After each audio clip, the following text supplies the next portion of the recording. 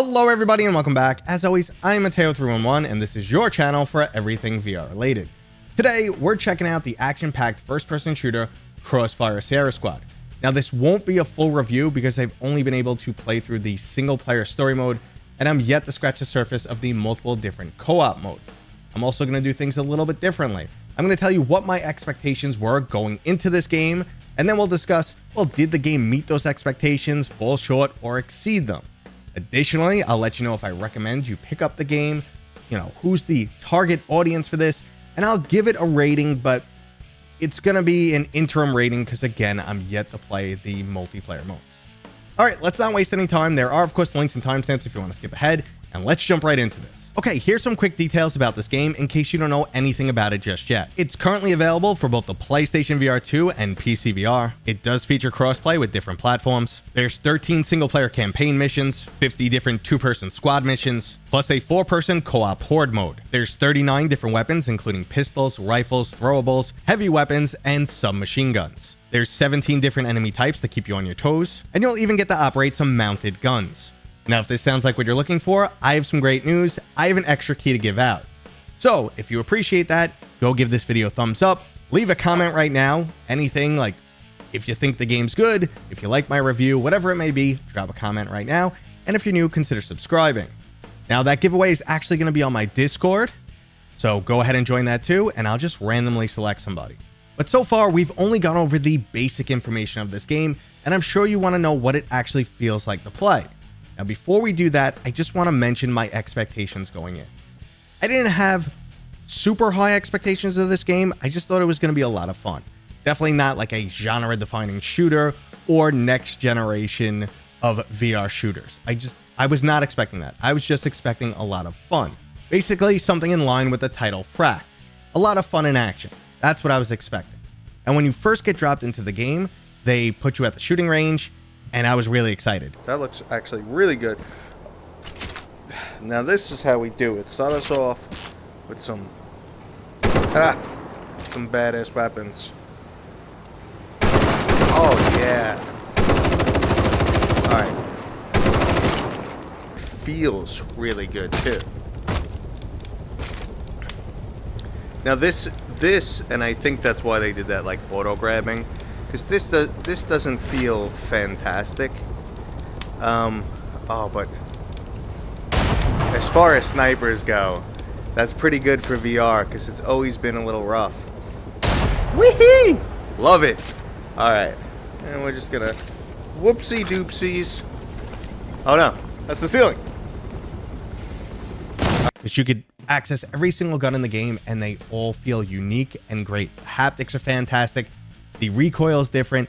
It was a lot of fun. The PlayStation VR hardware still has some tracking issues. Again, that's hardware, less a game issue. But overall, it's really good. The guns feel fantastic. So my hype actually started to go up, or my expectations started to climb. And then the first 3 levels of this title are actually just a shooting gallery, and I was on a steep drop. Luckily though, the gameplay does change. I was really scared that the remainder of the game was just going to be 5 to 10 minute levels that are shooting galleries. And like I said, the first 3 levels are just that, except they give you different weapons to use. Now this is kind of like an extended tutorial, luckily. After that, there will start to be linear progression in the levels. And enemies will be coming from lots of different directions and you'll have to hide behind cover. So the action does increase a lot rather quickly. I'm not going to show off the later levels because I don't want to spoil some of the best moments for you, but if you're going into this game for just the single player campaign, I think you might be a bit disappointed. It's definitely not that long, and like I said, some of the levels are just straight shooting galleries that you can complete in like 4 minutes, and there's only 13 of them total. The best part of this game is easily the weapons. So 95% of the time when the PlayStation VR's tracking is playing nice, the game feels fantastic. That other 5% of the time, maybe when you're sniping or something like that, tracking goes a little sideways and it can be slightly frustrating. It's definitely nothing as bad as we dealt with like the PlayStation VR1, but it's really not up to snuff with definitely PCVR using base station tracking or even the Quest 2, unfortunately. Now in terms of the single player campaign, I have to say it was a little bit below my expectations. I was definitely expecting something more like Fracked, but you have to understand that Fract is a single player game only. So all the detail and attention went into making the campaign as exciting as can be every single moment. This game feels a little lacking at times. Definitely lacking at times, where when, you know, there's 30 different guys that just keep coming into the same room, it gets a little boring, gets a little stale, feels shooter gallery-ish, which it definitely is at times. So I really expected more from the campaign, except for some standout moments, which I'm not going to discuss. It's mid. I'm also going to hold off making any recommendations just yet, because like I said, I only played the 13 single player missions. It looks like the meat of this game might actually be in the co-op. There's 52 player squad missions and also a 4-player horde mode. So that sounds like it could be a lot of fun, especially if there's enemies coming from every direction, just like non-stop gunfire, and you got to rely on your buddies to take down enemies as quick as possible. That could definitely be a great experience. So we'll hold off. I'm going to come back to this game next week in the VR news.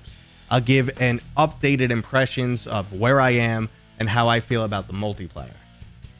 Now, if I'm going to rate this game, it would be unfair. I definitely can't rate it yet, unfortunately. As far as, you know, shooters go, it's somewhere right now, maybe a 7.9 on the single player campaign, but I'm not sticking to that number. Graphics are great. Weapons feel great. It does deliver on action, but it's a little bit too much shooter gallery and too short at times. I wanted more of an impressive first-person single-player campaign. That's what I was looking for. Okay, so if you guys have any additional questions, please let me know what they are down in the comments, and I promise I'll get back to you. I'm sure there's some aspects of the game I forgot to mention. Now, I feel bad that I did not get into the co-op mode, but I just got back from vacation. I just beelined right through the single-player campaign so I could give you guys my impressions, because I know a lot of people want this game for this single-player experience. So, again, I will get back with more information on the multiplayer at a later date, and I hope you guys appreciate this video. Appreciate I got it up in time. And if you're new here, consider subscribing, and I will see you guys on next time.